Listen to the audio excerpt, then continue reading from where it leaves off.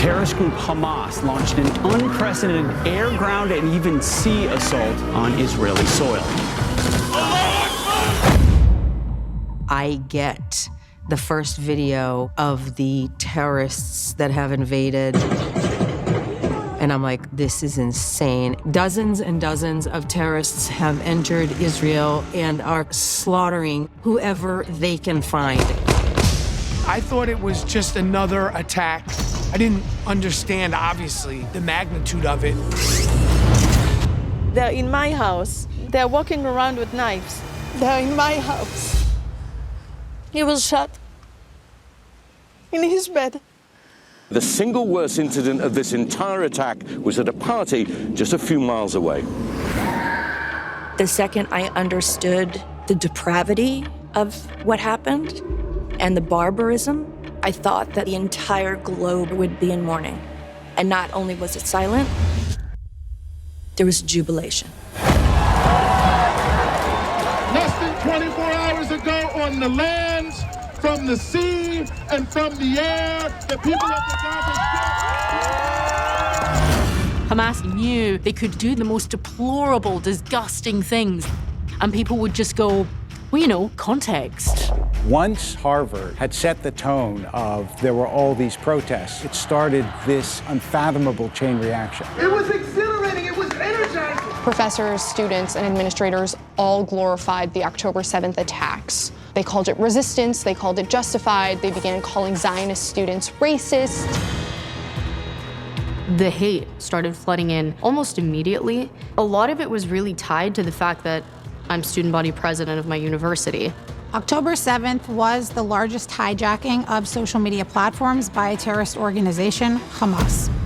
If you go on TikTok, for every one video that's served to young people that is pro-Israeli, there's 54 pro-Hamas and pro-Palestine videos served. Social media enables the virus of anti-Semitism to spread on a scale and at a pace and to an extent that we've never seen before.